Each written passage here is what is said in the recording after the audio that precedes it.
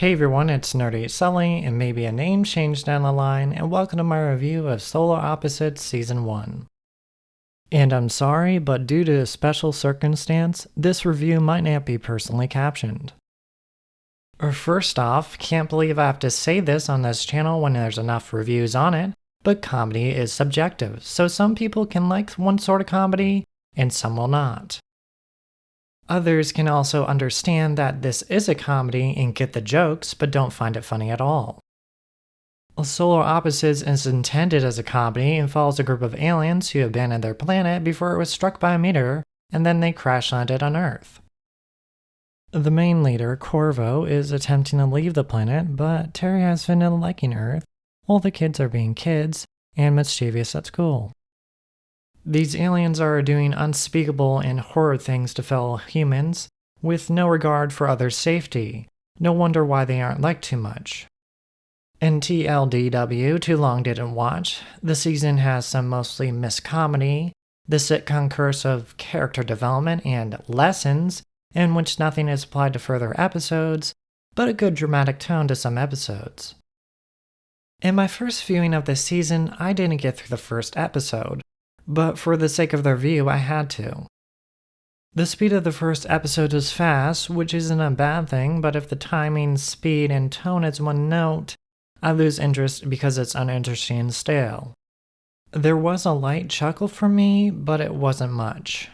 It makes sense why I'd pass on this series so far. The second episode mirrors the problems of the first, albeit with now the kids and adults trying to figure out why humans don't like them.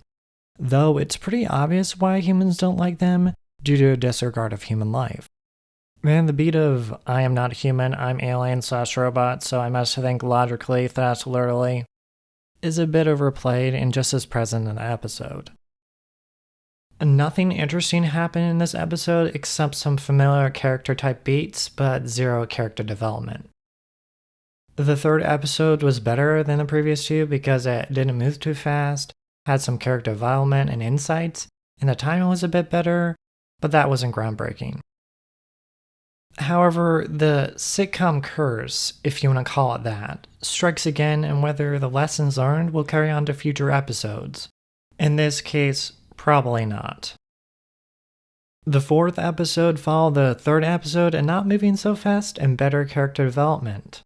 However, how all four of them handle the party remains to be seen on whether they become heroic or not. Yet this is a sitcom, like I said with the previous episode, so who knows if that'll apply further down the line. The fifth episode continues more character development, but who knows how long that will last. However, an issue presents itself with the kids acting better, yet later finding out they were coming to school in the summer for no reason, and then immediately going back to their usual ways. So was it really character development? The sixth episode continues the issue discussed in the fifth. Was it really character development when they go back to their ways of screwing things up? Episode 7 took a more dramatic turn in the Wall sub-arc that has been covered throughout the season, without mention above, due to it not getting much interest from me. However, this episode focuses on the drama of the people in the Wall. I thought the dramatic tone of the episode was a better fit for the series than the intended, for some, comedic tone. The top episode in this season, IMO. The final episode goes back to the misadventures of Corvo, Terry, and the gang. However, the sitcom curse strikes the final time with this series, where nothing was learned from the previous episodes, and we're still the same from a few episodes ago, and that in itself isn't very redeeming. In conclusion, the season had some mostly missed comedy, the sitcom curse of character development and lessons, in which nothing is applied to further episodes, but a good dramatic tone. I totally followed the setups and comedic beats and understood them all, but didn't find it that amusing. However, I did think it'd be a better fit and more interesting theme of the series to be a drama, since it handled it better than the intended comedy for some.